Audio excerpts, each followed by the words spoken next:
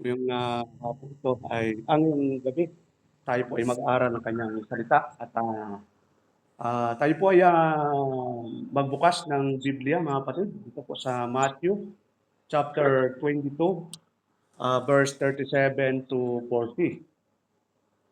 So kung mayroon kayong mga Biblia sa inyong mga tahanan, ay buksan po natin ating mga Biblia sa Matthew chapter 22, verse 37 to 40. So sabi po dito, Jesus said unto him, Thou shalt love the Lord thy God with all thy heart, and with all thy soul, and with all thy mind. 38, this is the first and great commandment. 39, and the second is like unto it, Thou shalt love thy neighbors as thyself. In verse 40, on these two commandments hang all the law and the prophets. So, purihin po ang Diyos sa mga salitang ating binasa ngayong gabi. Tayo po ay manalangin. Diyos ng mga pangyarihan sa lahat, salamat po Diyos sa gabi ito, sa muli naming pagsama-sama upang kayo po ay aming luwalhatiin, sambahin, at upang kami po ay matuto sa Bibliang kaparaanan. Ngayong gabi ito, Diyos, kayo po ang mauna sa amin. Nawa po ang banal ng Espiritu ang magturo sa lingkod nyo at sa bawat isa din po makikinig. Nawa po kayo po ang magpaunawa kung ano po yung mga kapayagan na dapat naming maunawaan upang ma-apply namin sa pang-araw-araw na buhay. Salamat po Diyos sa tawa. Kayo po ang manguna mula umpisa hanggang matapos ay kayo po ang maitaas sa aming mga buhay. Lahat po na ito Diyos na dalangin namin sa pangalan ni Jesus. Amen. So ngayong gabi ng mga kapatid ay ang pag-aralan natin ay pinabatang the supremacy of love to God that naturally produces a sacrificial love for others. So ito pong talatang ito, kung ating background natin, ito po ay distinction between eternal and timely salvation. Yung tinatawag na core tenet of the Bible is that salvation is by grace alone. So, titingnan natin na yung eternal salvation is by grace alone. So, titingnan natin yung Ephesians chapter 2, verse 18, 9, For by grace are you saved through faith, and that not of yourself, it is the gift of God, not of work, lest any man should boast. Dito makita natin na yung eternal salvation ay talagang by grace. So, yung God's elect are already secured. Tingnan natin, John 10:28, 29. And I give unto them eternal life, and they shall never perish, neither shall any man pluck them out of my hand. 29, My Father which gave them me is greater than all, and no man is able to pluck them out of my Father's hand. So therefore, these verses, yung binasa natin sa Matthew 22 hanggang 22:37 to 40, ito po ay instruct on timely, temporal, or daily salvation. Walang kinalaman po yon doon sa eternal salvation. Accordance with God's will, experiencing the comfort of His presence, in avoiding the consequences of disobedience on earth rather than gaining a place in heaven. So wala nang kinalaman yung mga pangangaran o yung mga ginagawa natin for our eternal destiny sapagkat yun ay pinagpasyahan na po ng Diyos. So focus po tayo doon sa ating binasa, sa ating teksto ngayon para maintindihan natin na itong pinapag-aaral natin, ito po ay palaging nababasa pero hindi nabibigyan talaga ng diin na talaga napakahalaga yung yung dalawang commandments na yon na kung titingnan natin ay nahango na dito sa Old Testament. Ngayon po, tingnan po natin yung greatest commandment, love for God. So, tingnan natin yung the commandments origin in authority. Yung talatang yon na ating binasa ay rooted in Old Testament teaching. So, hindi lang sa New Testament, kundi yung nag-origin po ito sa lumang tipan. No? Deuteronomy chapter 6, verse 4 and 5, sabi ng talata, Hear, O Israel, the Lord our God is one Lord. Tapos sa verse 5, And thou shalt love the Lord thy God with all thy heart, and with all thy soul, and with all thy might. So, makita natin, in the context of the Old Testament, this command was given by Moses to the new generation of Israelites. Kumbaga, yung mga lumabas po sa Ehipto ay nagkandamatay na po. Kaya itong command na ito po ay sa mga new generation, yung mga anak-anak na po ng Israelita, ito yung utos ng Diyos sa kanila, yung Deuteronomy chapter 6 verse 4 and 5. Ang sabi nga po sa Tagalog, dinggin mo Israel, ang Panginoon nating Diyos ay isang Panginoon. Tapos sa verse 5, at iyong iibigin ang Panginoon mong Diyos ng iyong buong puso at ng iyong buong kaluluwa at ng iyong buong lakas. Yan po ang utos ng Diyos sa bayang Israel na iibigin nila. Sino yung iibigin nila? Yung Diyos na nagbigay ng kautosan kay Moses doon sa Mount Sinai. Na ang pag-ibig nila ay anong pag-ibig po? Buong puso, ng iyong buong kaluluwa at ng iyong buong lakas. So talagang 100% talagang ibibigay ng bayang Israel yung kanilang pagmamahal sa Diyos. So kung titingnan natin doon sa ating contextual background ng Deuteronomy chapter 6 verse 4 and 5, yung Deuteronomy 6, 4 and 5 is known as the Shema. Yung word na here ay sa Greek po yon Shema, which function as a daily declaration of faith. Yung daily declaration of faith asserting that the Lord is one, it is the only God to be worshipped. Siya lang talaga ang dapat sambahin. Yun yung ibig sabihin ng Hear, O Israel, the Lord our God is one Lord. So wala nang ibang pwedeng sasambahin. Yun ang ibig sabihin ng Hear, yung Shema sa Greek. Tapos, sabi doon, wholehearted commitment. Yun ang gusto ng, in the Hebrew tradition, this verse demands that love for God is not just an emotion. Yun ang gusto ng Diyos sa during the time ng lumang tipan, na hindi dapat nai-emotion lang sa pag-ibig sa Diyos. Na katulad ng nangyayari panahon ng ni Moises din, nung nasa Mount Sinai siya, no? Na yung mga nasa baba, nagsayawan na, naggubawa na ng revolto dahil hindi raw matagal na bubaba si Moises, so na-emosyon na po. Pero dapat hindi ho ganon. Wholehearted commitment po talaga dahil sabi doon, but as commitment involving the heart. Yung kapag may ang commitment po natin, dapat involve po yung puso natin. The set of will and intellect. Tapos the soul, the entire being and might, yung lakas natin, all resources and strength. Yun ang ibig sabihin ng wholehearted commitment during the time of Old Testament, mga kapatid. Ngayon, punta tayo doon sa established as supreme by Christ. So yung ating binasa, kung uulitin natin, sabi doon sa Matthew 20:37, Jesus said unto him, Thou shalt love the Lord thy God with all thy heart, and with all thy soul, and with all thy mind. Tapos sa Mark chapter 12, verse 29 to 30, ito salita din ng ating Panginoon, and Jesus answered him, the first of all the commandment is Hear, O Israel, the Lord our God is one Lord. So yung Deuteronomy 6:4, ito yun, no? Kinote lang ng ating Panginoon. Yung nasusulat po sa Deuteronomy 6:4 and 6:4, ito po yun. Sa Mark chapter 12, verse 29. Tapos sa 30, ang sabi po ng ating Panginoon, and thou shalt love the Lord thy God with all thy heart, and with all thy soul, and with all thy mind, and with all thy strength. This is the first commandment. Yung first commandment, ito po yon. Yung love, yung pag-ibig natin sa Diyos, ay sabi doon, ay iibigin mo ang Panginoon mong Diyos ng buong puso mo, at ng buong kaluluwa mo, at ng buong pag-iisip mo, at ng buong lakas mo.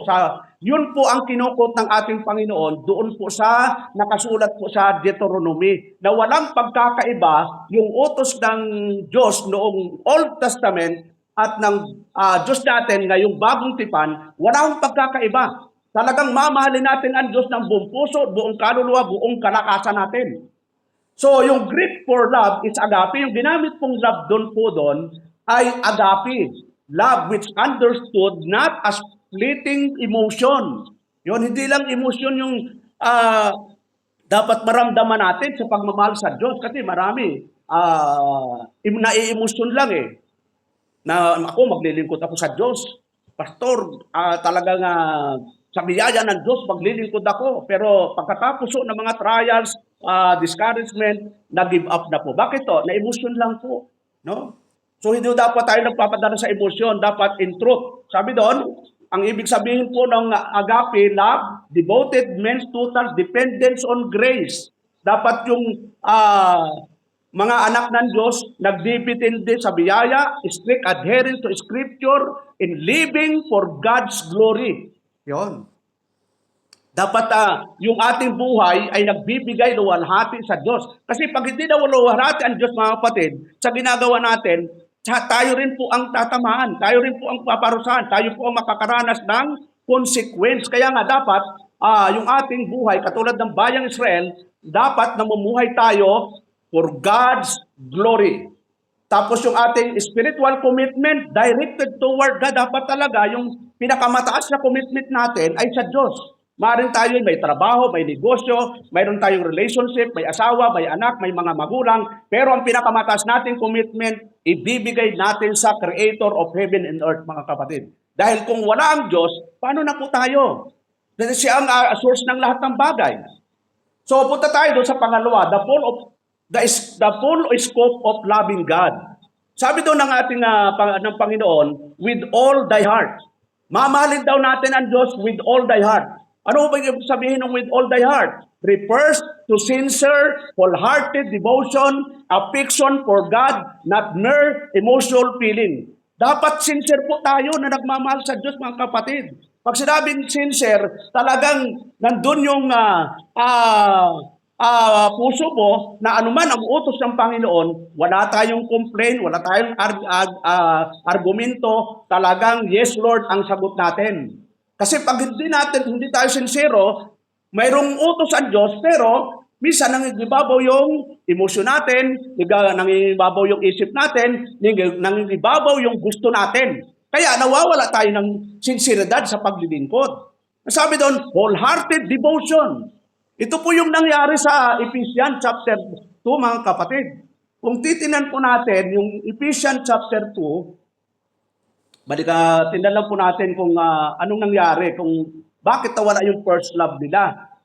Sabi doon sa verse 4, no? Tingnan natin. But chapter 2, Revelation 2:4, sabi ng ating kapatid na John, nevertheless, I have somewhat against thee because thou hast left thy first love. So bakit kaya nawala yung first love? Nawala po yung deep devotion ng mga mananampalataya dito po sa Efeso. Kasi nga po, kung babalik po tayo dito sa verse 2 and 3, sabi ni Apostol 1, I know thy works in thy labor, in thy patience, and how thou canst not bear them which are evil. And thou hast tried them which say they are apostles, and are not, and hast found them liars. Ito po sila dati. Mataas yung devotion nila sa Diyos. And has borne, and has patient, and for my name's sake, has labored, and has not fainted. Ito po sila. Pero nawala po yung ganong kataas ng devotion, kaya sinasabi ng Panginoon sa kanila, nevertheless, I have somewhat against thee because thou hast left thy first love. Nawala na po yung talagang mataas na devotion nila sa Panginoon. At ang nangibabaw na yung kanilang mga sarili. So, dito po, makita natin, sabi doon Romans chapter 5, verse 5, in hope make it not ashamed, because the love of God is shed abroad in our hearts by the Holy Ghost which is given unto us.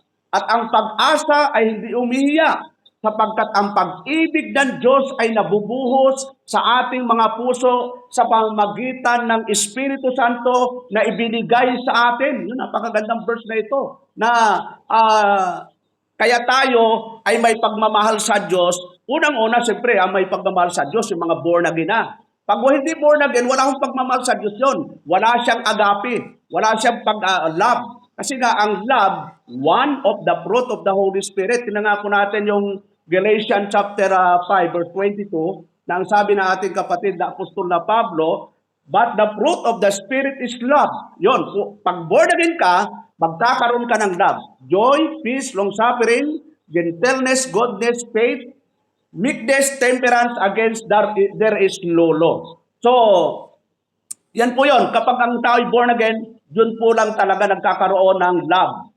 Sabi doon sa number 2, with all thy soul. Kasi yung number 1, with all thy heart, ito naman, with all thy soul. Mamahalin natin ng Diyos ng buong kaluluwa natin. Ano yung buong kaluluwa natin? With all thy soul. Involve the spiritual essence of a person expressing a deep longing for communion with God.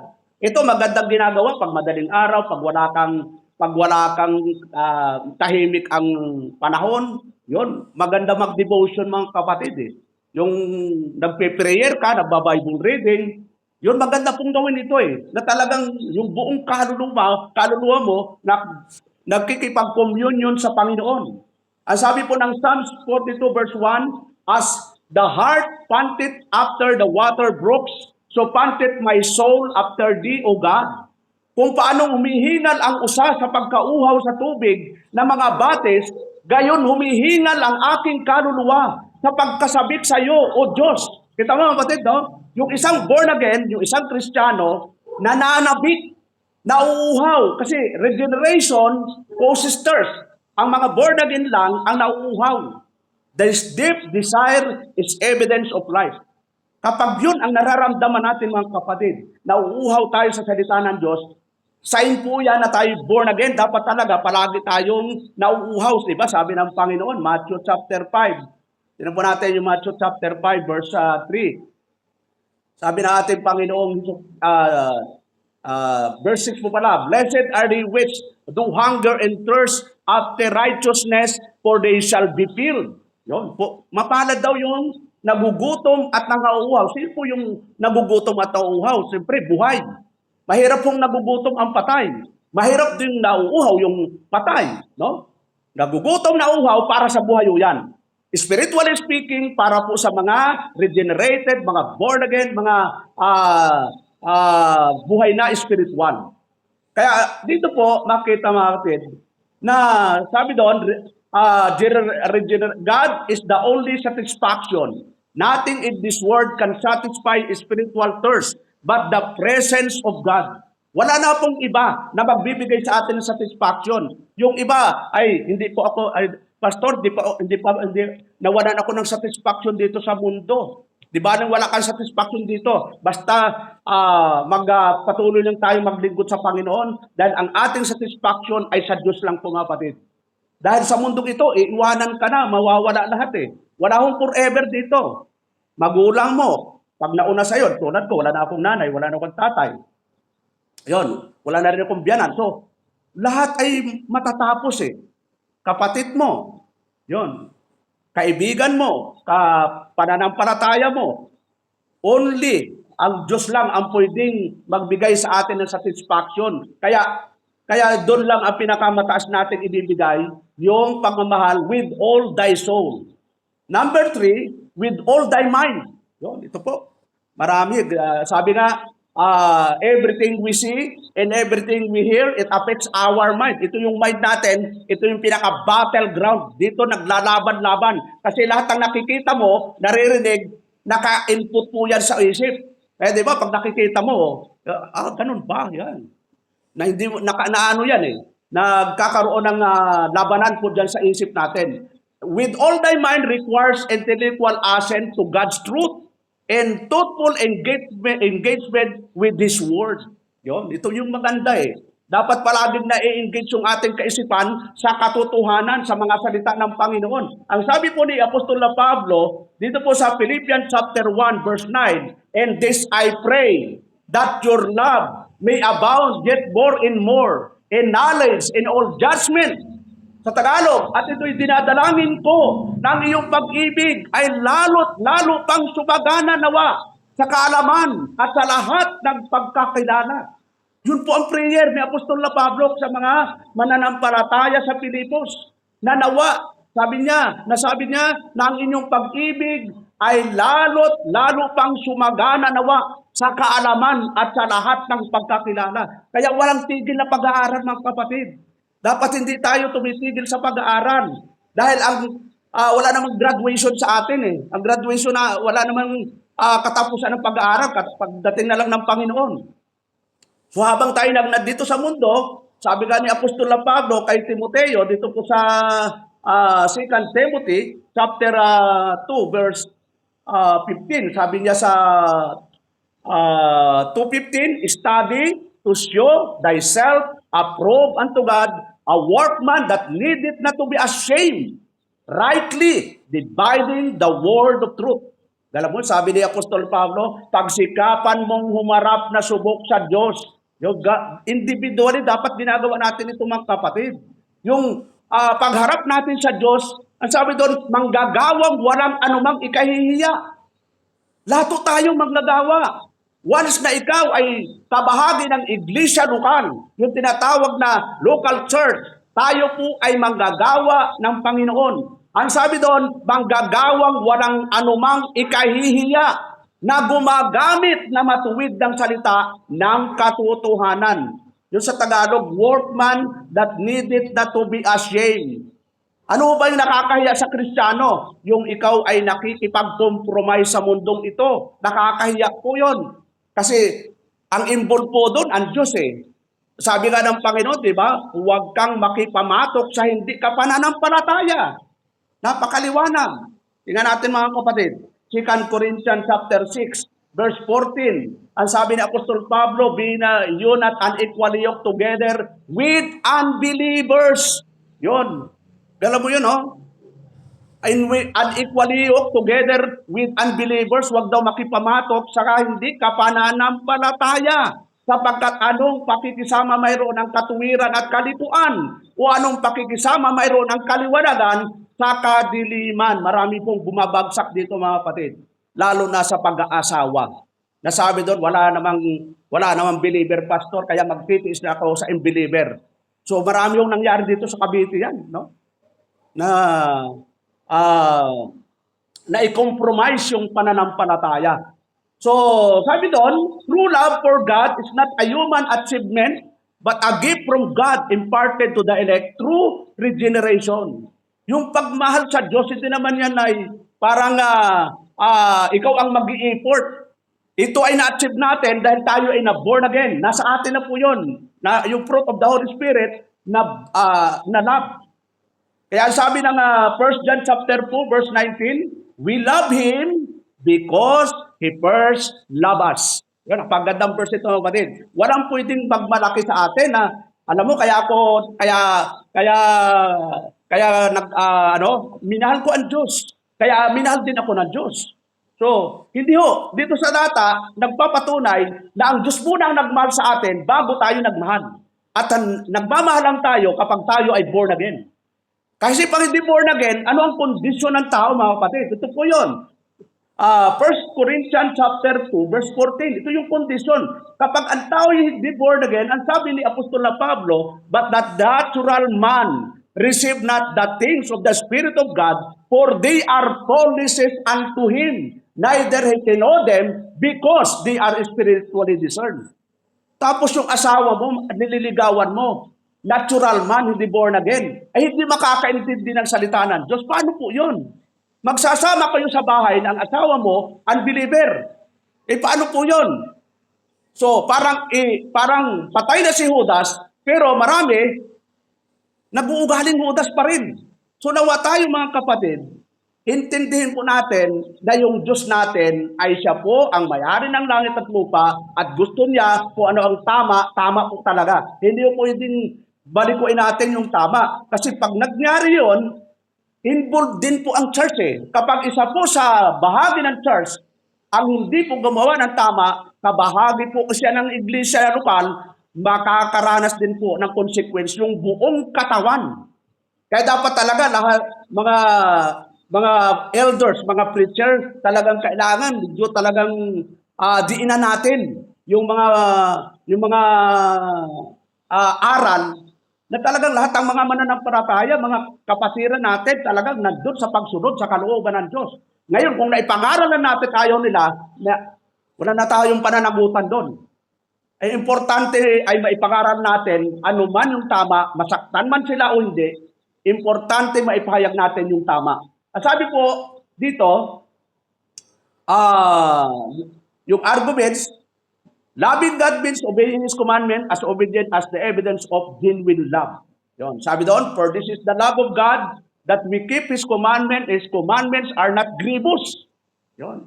Sapagkat ito ang pag-ibig sa Diyos na ating tuparin. Ano daw ang pag-ibig sa Diyos? Na ating tuparin ang kanyang mga utos at ang kanyang mga utos ay hindi mabibigat. Sino bang nabibigatan sa utos ng Panginoon, mga kapatid? Dapat hindi ho tayo nabibigatan dahil ito ay utos ng Panginoon.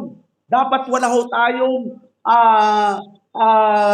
ang tawag doon, mayroon tayong puso na sumunod. Kasi sabi doon, magaan ang utos ng Panginoon. Hindi mabibigat. Yung nabibigatan, medyo siguro may ginagawang mali. Ah, kaya nabibigatan. Contrast with worldly love, unlike human-centered love, biblical love is focused on God's glory and sovereignty. Kapag ikaw anak ng Diyos, nakapokus ka for to glorify God at yung kanyang sovereignty. Ito pa, magandang unawain talaga ng mga mananampalataya, yung scope of sovereignty of God, number one in creation, number one in administration, and number three in salvation. Pag naintindihan po natin yung scope ng sovereignty of God, marirelax ka sa buhay. Wala kang stress kasi maraming tao ngayon stress dahil hindi nauunawa yung sakop ng sovereignty of God. At yung tinatawag na God's glory, dapat, sabi nga ng 1 Corinthians 10:31, di ba? Whether therefore you eat or drink or whatsoever you do it for the glory of God. Kung gagawa tayo, wag yung ipapakita natin sa tao para mapuri tayo. Hindi po. Wala ho tayong, hindi, ang kailangan palagi nag-glory ay ang ating Diyos na makapangyarihan sa lahat. Isaiah 43:7, sabi ng ating kapatid na Isaiah, even everyone that is called by my name, for I have created him for my glory. I have formed him. Yeah, I have made him. Alam mo, sabi ng Isaiah, bawat tinatawag sa aking pangalan, at yung aking nilikha ay sa aking kaluwalhatian. Yung aking inanyuan, yung aking ginawa. So lahat ng ginawa pala ng Diyos ay para sa kanyang kaluwalhatian. Hindi natin pwedeng agawin yung kaluwalhatian ng Diyos. Siya ang may gawa ng lahat ng bagay, mga kapatid. So, yun lang po yung buong first commandment. At nawa ay maintindihan po natin at maisa puso na the first commandment, ito yung greatest commandment, yung pagmamahal sa Diyos. At pag nagawa natin ito, it follows po yung pangalawang commandments. Tingnan po natin, the second commandments, love for brethren. Yun. Kasi gusto natin, unahan muna yung love for brethren. Pero hindi natin inuuna yung pagmamahal sa Diyos. So sabi doon, Matthew 22:39, and the second is like unto it, thou shalt love thy neighbor as thyself. Yun, ito yung pinakamahirap na parte. Napatunayan natin yung pagmamahal sa Diyos sa pamamagitan ng pagmamahal natin sa kapwa. Kasi yung iba, mahal ko ang Diyos. Pero, wala ho talaga sa aksyon. Wala sa practical na buhay. Puro kumpis lang na mahal nila ang Diyos. Kaya di ba sabi ng Panginoon, hindi lahat ng tumatawag sa akin, Panginoon, ay papasok sa kaharian ng langit. Siyempre, alam natin, yung kingdom of God yun, ito yung temporal, ito yung extension of kingdom dito sa lupa. Sabi doon, kundi yaong gumaganap. Ito yung second commandment na sabi doon, thou shalt love thy neighbor as thyself. The commandments, foundation, and context rooted in Old Testament law. Yung talata, mayroon din sa Old Testament, mga kapatid. Nakarooted ito sa lumang tipan. Sa Leviticus 19:18, katulad ng first commandment, mayroon po ito sa lumang tipan. Unang inutos nito sa mga Israelita. Sabi sa Leviticus 19:18, thou shalt not avenge nor bear any grudge against the children of thy people, but thou shalt love thy neighbor as thyself. I am the Lord. Yon. Huwag kayong maghihiganti o magtatanim laban sa mga anak ng iyong bayan, kundi iibigin ninyo ang inyong kapwa na gaya ng sa inyong sarili, ako ang Panginoon. So, kinot lang po ng Panginoon itong talatang ito. na sa bayang Israel, ito rin po ang utos at sa ating panahon, ang New Testament Church, o yung tinatawag na New Jerusalem sa Revelation, ito po ay tumutukoy na hindi o nag-iba yung utos. Ito pa rin. Pag mahal natin ang Diyos, mamahalin natin ang kapwa. Defining neighbor and scope of love. Para maintindihan natin sino ba yung neighbor na yon. All people are included, that limited to fellow believers or countrymen. Extend to everyone, including enemies. Including enemies. Mamahalin natin mga kapatid. Sino ba sa inyo ang may kaaway mga kapatid ngayon? Sabi ng Panginoon, but I say unto you, love your enemies. Bless them that curse you. Do good to them that hate you. And pray for them which despitefully use you and persecute you. Alam mo yun, ang hirap gawin ito mga kapatid, pero ito yung utos ng Diyos. Dapat ibaba natin yung pride natin, ito yung gawin natin. Sabi ng Panginoon, but I say unto you, love your enemies. Bless them that curse you. Do good to them that hate you. And pray for them which despitefully use and persecute you. Medyo mahirap gawin ito, pero pag mayroon tayong humbleness mga kapatid, ibig sabihin humbleness, ito yung command ng Panginoon, wala tayong magagawa. Sundin natin ito. Mag-humble na lang tayo na created lang tayo, wala ng Panginoon, siya ang creator, talang gawin na po natin ito. Pangalawa, fellow believers as a priority. Yon. Nung una, yung scope, lahat ng tao, pati kaaway. Pero yung number 2, mga kapatid, sabi doon, fellow believers as a priority. Priority natin tulungan yung kapananampalataya natin. Yon. Sabi doon, for this 1 John chapter 3:11, for this is the message that you heard from the beginning, that we should love one another.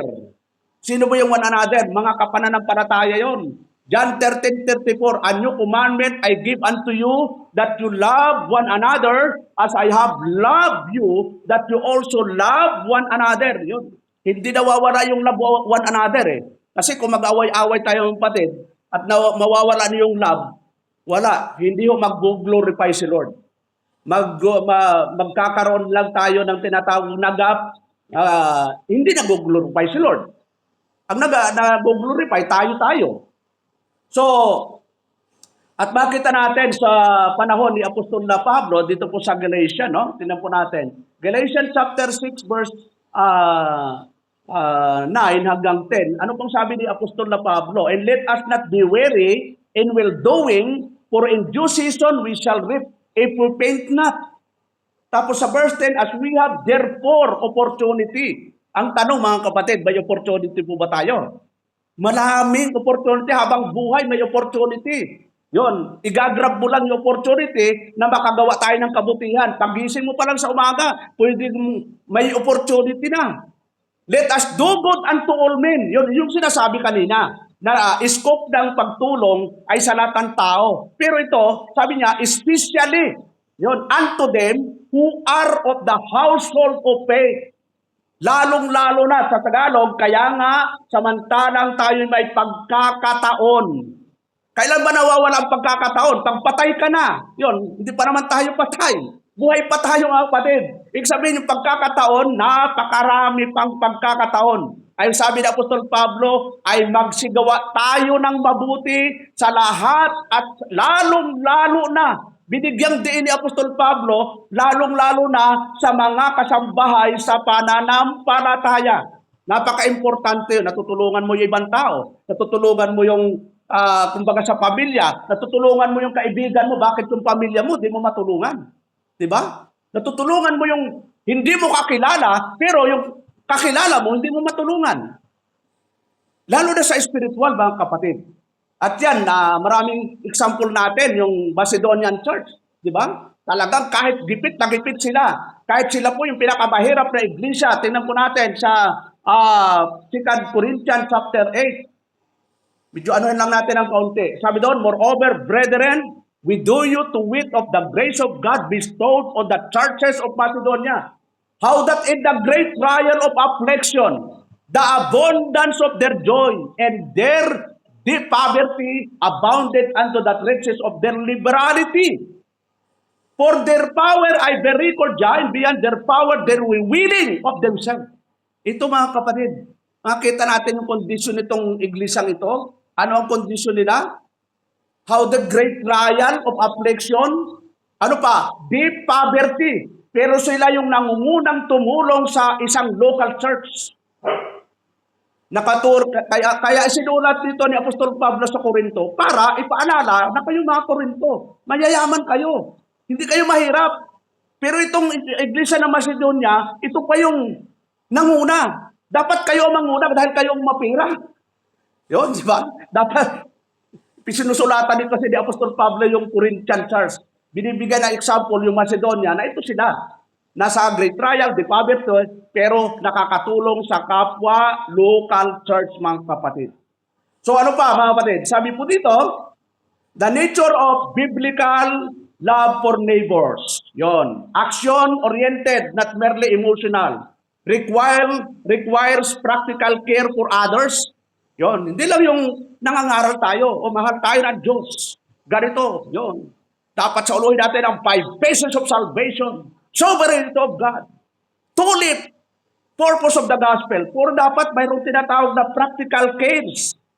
Physical and spiritual well-being. Sabi ni James chapter 2. Sa James chapter 2 verse 15 to 16. If a brother or a sister be naked and destitute of daily food, and one of you say unto them, depart in peace, be warm and filled. Now standing, you give them not those things which are needful to the body. What is it profit? Galam mo, nangangailangan, pero sabi mo, sige. Yon. Tagalogin nga natin mga kapatid. James chapter 5. Maganda pong version, no? James chapter 5, verse 15 to 16, sabi doon. 14, sabi doon, may sakit bagang sino man sa inyo? At bali pala ako. Tingnan na natin. Sa James 2:15 pala. Kaya pala hindi tutugma.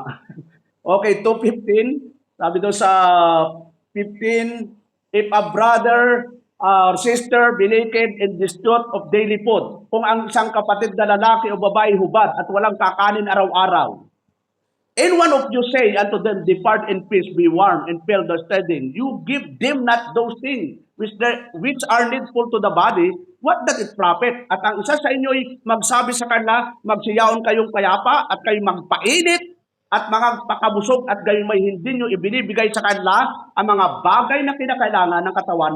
Anong mapapakinabang dito? Yon. So baga, sinasabi ni Santiago na tayong magkakapatid, tayo ang unang nagtutulungan. Kung na may nangangailangan, sabi sa Galatians chapter 6 verse 2, bear you one another's burden and so fulfill the law of Christ. Yung law of Christ, ito yung nagdadalahan tayo ng pasanin. Hindi lang siya ang pasan ng pasan at tinitingnan natin yung kanyang pasanin na ang law ng Panginoon ay bear you one another's burden and to fulfill the law of Christ. Number 2, model after self-love in righteous sense assumes a proper care for one's own being. Lalo na dito sa 1 Corinthians 6:19-20 natin, what do you not that your body is the temple of the Holy Ghost, which is in you, which you have of God, and you are not your own. For you are bought with a price, therefore glorify God in your body and in your spirit, which are God's. Yun. Tandaan po natin itong katawang ito natin mga kapatid. Hindi po atin ito. Sabi doon, know you not that your body is the temple of the Holy Ghost. Kaya kapag ginamit natin ito sa mali, magkakaproblema po talaga tayo. Sabi doon, you have of God. You are not your own. So, anong mangyayari kapag yung mga Kristiyano, tinan po natin sa 1 Corinthians chapter 3, verse 16, kasi huwag natin aabusuhin yung katawan natin mga kapatid. na yan sabi doon, know you not that you are the temple of God and that the Spirit of God dwelleth in you. Hindi ba ganyo nalalaman na kayo templo ng Diyos at ang Espiritu ng Diyos ay nananahan sa inyo? If any man defile the temple of God, him shall God destroy. For the temple of God is holy, which temple you are. Siyempre, ang sinasabihan dito ni Apostol Pablo ay ang iglesia ng Corinto, kabuuan. Pero kung ikaw ay bahagi ng isang iglesia, di ba madadamay din po ang isang iglesia? Kaya dapat lahat ng kapatiran, lahat ng bahagi ng iglesia, ang purpose ng ating paglilingkod, ang sabi doon ay to glorify God. Yun, sabi doon sa talata, for you are bought with a price, therefore glorify God in your body and in your spirit, which are God's. Dapat ang Diyos ang naluluwalhati, hindi lang yung pag ginawa natin, tuwang-tuwa ka, at ang Diyos naman ay hindi natutuwa. Tandaan po natin, pwedeng maging kalaban natin ang Diyos. Dito po sa James chapter 4, verse 4, sabi ng ating kapatid na Apostol Santiago, you adulterers and adulteresses, know you not that the friendship of the world is enmity with God? Whosoever therefore will be a friend of the world is the enemy. Tandaan po natin mga kapatid, enemy of God. Ano daw? Kayong mga mangangalunya, hindi ba ganinyo nalalaman na ang pakikipagkaibigan sa sanglibutan ay pakikipag-away sa Diyos? Sino man ngang mag-ibig na maging kaibigan ng sanglibutan ay nagiging kaaway ng Diyos. Ang hirap naman ganun ang sitwasyon natin, kaaway ng Diyos. Naging kaibigan mo nga ang sanglibutan. Marami kang kaibigan, pero unbeliever, pero nagresulta ito, naging kaaway mo ang Diyos. Ano mangyayari kaya mga kapatid? At tandaan po natin sa history, sa biblical history, yung mga nakipag-compromise sa mga unbeliever, lalo na yung mga pagan, nag-asawa ng unbeliever, nag-asawa ng mga pagano, nagkaranas sila ng matinding consequence. Sino mga example natin doon? O si Samson parang, di ba? Strongest man in the Bible. Pero pumatol kay Delilah, nawala yung lakas niya. Sino pa ho? Si Solomon, mga prinsesa ng Ehipto, sa katagalan, di ba? Sa katandaan niya na nagsuffer po siya. Si yung asawa ni Jezebel. Yun, yung asawa niya si Jezebel, kaya siya na-under. So, kasi pagano po yung si Jezebel eh. So kapag hindi po natin inayos ang ating buhay, yung consequence, maaaring hindi mo maranasan bigla, pero hindi mo magkakamali ang Bible, mga kapatid. Kaya nawa, tayo ay magising. Yun, isang ano lang po. Consistent with God's character, reflect God's love for humanity and is called to holiness. Ang sabi doon, beloved, if God so love us, we ought also to love one another. So nandun na naman, yung word na love one another. Napakahalaga mga kapatid, na tayo na mga Kristiyano magmahalan sa isa't isa. Siyempre, lahat tayo may weakness. Wala naman tao walang pagkakamali. Ako po, inaamin ko, marami akong pagkakamali. From the time na ako'y makonvert sa Christian, dami kong pagkukulang, pagkakasala sa Panginoon. At yan na naman sabi ng Panginoon, if you confess your sin, He is faithful to forgive us our sin. Ang Diyos po ang nagpapatawad. Siya po ang nakakaalam ng ating mga puso. Maaring ang tingin mo sa isang tao ay masama, pero Diyos po ang nakakaalam dyan. Siya po ang nakakatagos ng puso, ng isip natin kung ano yung nilalaman yan. Pwede tayong mag-judge sa isang tao, pero ang totoong judge natin, ang ating Panginoon. So ano yung connection dito natin? Divine initiation through love for neighbor is a fruit of the Holy Spirit and the love lives of the elect, not a human achievement. Yung kusa na lang po ito kapag ikaw ay Kristiyano, mananampalataya. No compromise with sin. Ang totoong pagmamahal ay hindi kino-compromise sa kasalanan. Love must be expressed in ways that honor God's truth in holiness. It does not condone wrongdoing but seek the spiritual good of others. Kuntitin na natin, Ephesians 5:11, and have no fellowship, ito na naman, with the unfruitful works of darkness, but rather reprove them, tied to God's eternal purpose, loving neighbors, advancing God's plan of grace by reflecting His character and building up the church.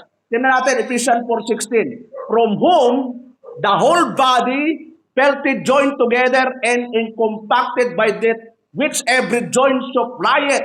Oh, ito maganda, no? According to the effectual working in the measure of every part, make it increase of the body unto the edifying of itself in love. Yun, kaya mo, pag nagkakaisa, mayroong tinatawag na sabi doon, compacted by that every joint supplieth according to the effectual working in the measure of every part. So may measure yung every part. Make it increase of the body unto the edifying. Lalakas din ng sarili sa pag-ibig. Punta tayo sa last part, mga kapatid. Implication of life in church practice. Guides community care. Shapes the church commitment to mutual support. Helping members in need and extending compassion to the broader community. Yon, informed church discipline correction is done in love. Yon. Kailangan yung correction gagawin natin na may pag-ibig with the goal of restoring believers rather than condemning them. Yan. Sabi ni Apostol Pablo, brethren, if a man be overtaken in a fault, you which are spiritual, restore such an one in the spirit of meekness. Yung may kaamuan. Kasi kapag ang isang mananampalataya, nagkabali na nga, tapos sisipain pa natin, dadagukan pa natin, babuljakan pa natin, babalik pa kaya yan mga kapatid? Ang kailangan natin ay, ang purpose natin, goal is to restore yung mga kapatid na nagkakabalik. Kapatid na po natin yan eh. Considering thyself, sabi ni Apostol Pablo, lest thou also be tempted. Wala akong ganun mga kapatid na malakas ka ngayon. Baka sabihin mong malakas ka ngayon, baka bukas, bakit madapa ka? Paano yun? Sinong babangon sa'yo? Nung may kapatid na nadapa, sinipa ko pa. No? Sabi doon, na Apostol Pablo, direct witness to the word, love for neighbor is testimony to the gospel, showing others the reality of God's love and the church. Ang sabi ng Matthew 22:40, on these two commandments hang all the law and the prophets. So yun lang po mga kapatid, ulitin lang po natin yung ating tiba ngayon, the supremacy of love to God that naturally produces a sacrificial love for others.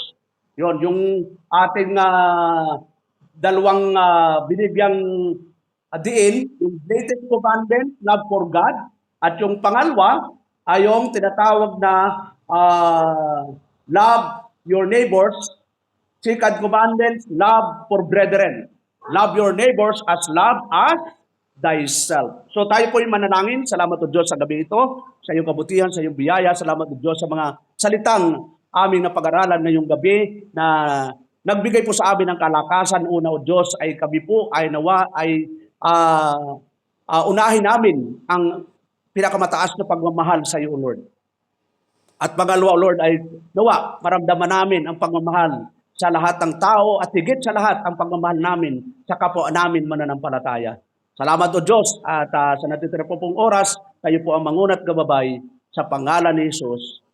Amen and amen. Dear Marshal,